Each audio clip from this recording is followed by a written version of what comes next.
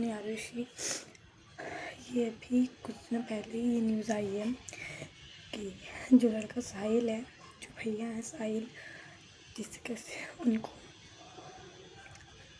किया गया है, उनके आप लोग सब जानते होंगे। ये जिन्होंने किया है अमीर बाप की बिगड़ी औलादों ने। वो जो लड़की जो उसमें जो उसकी बहन जो बोल रही है कि उसकी गलती थी ना, ऐसी चमेट लगानी चाहिए ना उसकी गलती और तेरी गलती वही पता है सबको, और फिर भी तू इतना मुँह जवानी है, इतना बहसबाजी कर रही है, हम मुंह पे झूठ बोल रही है। चप्पल निकाल के मुंह पे मारना चाहिए उसकी बहन को। भाई तो साला है ही बिगड़ा वाला, साथ में साथ लड़कियों की बहनों की अपने भाई की तरह ना उसको भी अपना भाई समझ पड़ेगा। फील कर कि अगर वो तेरा भाई होता ना तो तू क्या करती, उसकी जगह तू होती और तेरा भाई होता तो फील कर कि तुझे कैसा लगता। हराम खोर, तुमने एक माँ का लाल छीना तो भी तुम्हें शर्म नहीं है कि तुम लोगों से बहस कर रहे हो कि नहीं हमारी गलती नहीं है, मुंह पे बोल रहे हो कि नहीं मेरी गलती नहीं है, वो स्पीड में था। तुम्हें इतना अक्ल नहीं है कि सब गलती सामने होती हो तुम झूठ बोल रहे हो। मतलब मैं सोच नहीं सकती। पता है गाइस, मेरी मम्मी ने मुझे ये चीज़ें बताई थी, लेकिन अभी मैंने अपना इंस्टा स्क्रॉल किया जिसमें बहुत रील आई है साहिल भैया को लेकर, उनकी माँ को लेकर। मैं सच बताऊँ ना तो पहली बार उन भैया को लेकर ना मैंने पहली बार उनको सोच के अपना मेरा मन नहीं था। मैं इतने दिनों से वीडियो नहीं बना रही थी, ना मैं बनाती, क्योंकि अभी 10th 12th के पेपर चल रहे हैं। मुझे वैसे भी उसका प्रेशर और एग्ज़ाम का प्रेशर, हर लड़के और बच्चों को प्रेशर होता है, मतलब कैसे क्या होगा। लेकिन मैं सोचा नहीं था कि मैं रील चलाऊँगी, इंस्टा खोलूँगी, लेकिन मैंने खोला, ये वीडियो देखी, इन भैया का वीडियो देखा मैंने, जिससे कैसे वो साइड पे पड़े हैं ना रोड पर, वो बता नहीं सकते आप लोग को। वो देख के इतना गंदा फील हो रहा है ना, मतलब यार उस पे सो भैया बहन कैसे कह रहे हैं कि उसकी गलती थी। अरे क्यों इतना गिर रहे हो। हाँ, मानते हैं और हराम खोर नहीं हो, तुमने उनको तो मारा है, मारा, साथ में जो दूसरे गाड़ी को ठोका है, जिनमें के ड्राइवर जो अंकल वो गाड़ी चला रहे थे, मुझे पता नहीं इतना, लेकिन उनको तो घायल किया, एक को तो जान से मार दिया, एक को घायल किया, और कुछ नहीं।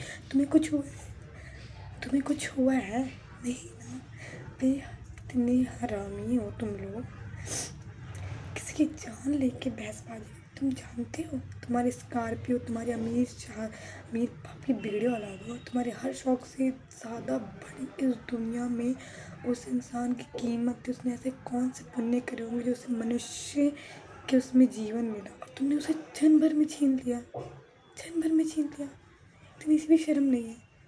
हाँ, जिस माँ ने अकेले अपने बच्चे को इस समाज में उस संस्कार दे के वो पाल पोस कर उन उम्मीदों के साथ पोसा था कि उसका लड़का कुछ करेगा। उन भैया के इतने ड्रीम्स, इतने सपने थे, वो पूरा करना चाहते थे। वीडियो में दिखाई जा रही है कि वो अपनी किस किस चीज़ों की बुक, मेडल्स पढ़ते लिखते थे, वो सब करते थे, लेकिन तुमने उनके पूरे सपने को तुमने मार दिया, पूरा सपना मार दिया उनका यार। कि तुमने, मतलब एक बात बोलो ना, तुमने इस एक देश का वो घर उजाड़ दिया ना, बता नहीं सकती। अब फिर भी हरामी हो, तुम्हें अंदर शर्म नहीं है, तुम्हारे बाप को शर्म है ना, तुम्हारे घर वालों को शर्म है कि ऐसे औलादों को तो पैदा ना करने से अच्छा ना निर्बंस रहते तुम्हारे माँ बाप। निर्बंस जानते हो ना, तो पता ही होगा, है ना।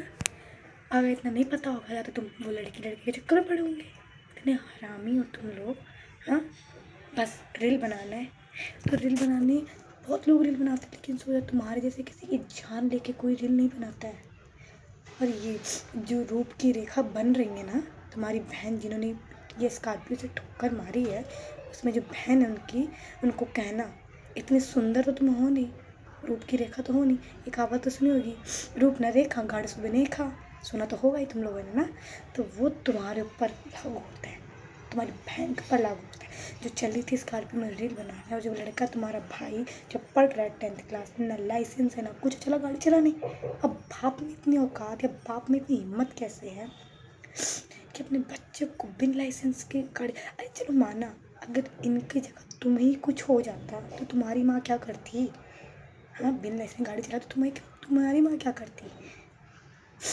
मैं तो भगवान करे इसको ना, अगर तुम्हें ही कुछ हो जाता तो तुम्हें एहसास होता कि बिन लाइसेंस की गाड़ी चला रहे हो, चलाने के ढंग नहीं है। हाँ, तुम्हें कुछ होता ना तो बड़ा अच्छा होता, तो तुम्हें सीख मिलती एक, ठीक है। लेकिन तुम तो हरामी हुई, है कि नहीं?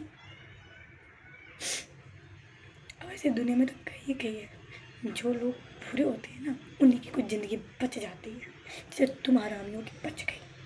लेकिन ये याद रखना, जो तुमने किया है ना ये चीज़ तुम भुगतोगे ज़रूर, और उस माँ को इंसाफ मिलेगा, मिलेगा। ये मेरा वादा है, ये भगवान से मैं प्रेयर कर रही हूँ कि उसकी माँ को इंसाफ मिलेगा। भगवान भी करते हैं, कहते हैं कर्म का चक्कर ना घूम के ज़रूर आता है एक दिन आगे, ठीक है। और ये कर्म तुम्हारे आगे, तुम्हारे बच्चों के आगे, तुम्हारे माँ बाप के आगे ज़रूर आएगा, जिसने ये हादसा किया है। याद रखना, तुम्हें किसी दिन रियलाइज़ होगा जब तुम्हारा कोई अपना ऐसी ऐसी दर्दनाक सीन में होगा। याद रखना, ठीक है।